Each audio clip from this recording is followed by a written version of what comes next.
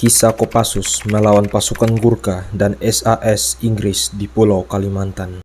Kopassus atau dulu dikenal sebagai RPKAD karena berduel melawan pasukan Gurkha dan SAS pasukan elit Inggris. Saat itu, Kopassus dikirim untuk menjalankan misi di hutan pedalaman Kalimantan pada konfrontasi dengan Malaysia. Tugas utama Kopassus adalah untuk melakukan operasi militer terhadap pasukan Malaysia dan sekutunya, mengganggu dan menghentikan rencana pembentukan Federasi Malaysia yang dianggap sebagai bentuk neokolonialisme Inggris oleh Indonesia.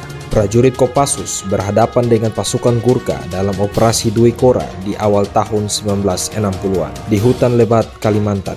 Pasukan Gurkha yang terkenal dengan kesadisannya tidak membuat ciut nyali prajurit Kopassus.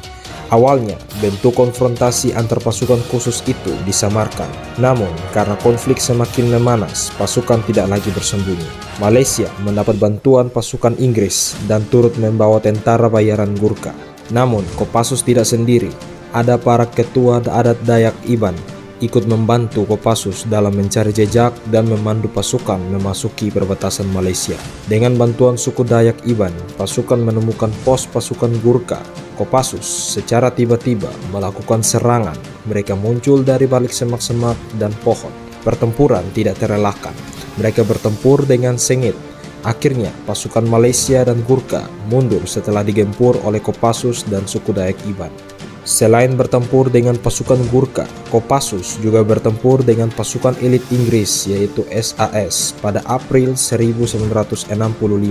TNI mengirimkan Batalion 2 Kopassus ke Balai Karangan Kalimantan Barat untuk menghancurkan pos musuh dekat desa Mapu. Pos ini digunakan tentara Inggris untuk menyusup ke wilayah Indonesia. Pos itu juga dijaga oleh satu kompi British Paratrooper dan pasukan Inggris dan beberapa personel SAS. Kopassus mengarahkan 3 kompi pasukan yang bersiap di pos Balai Karangan. Dari ketiga kompi tersebut, hanya kompi B yang akan melakukan penyerangan. Kedua kompi lainnya ditugaskan untuk berjaga di tempat semula bila terjadi hal yang tidak diinginkan.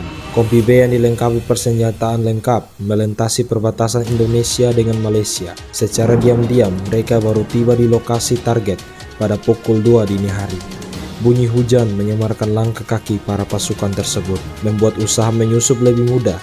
Pos Mapu dikepung dari 3 arah dan mengagetkan pihak musuh ketika peleton tengah membuka serangan pada pukul 4.30 pagi. Saat itu sekitar 34 orang yang tengah berjaga di pos Mapu. Prajurit Kopassus yang berhasil masuk ke pos harus melakukan pertarungan jarak dekat yang kemudian menewaskan 2 prajurit. Namun pertempuran terus berlanjut, menewaskan cukup banyak pasukan Inggris dan SAS. Pertempuran baru selesai saat matahari terbit dengan keberhasilan merebut pos tersebut. Peristiwa ini hanya salah satu operasi sukses yang dilakukan pada saat operasi Dwi Kora. Peperangan berakhir dengan perjanjian damai.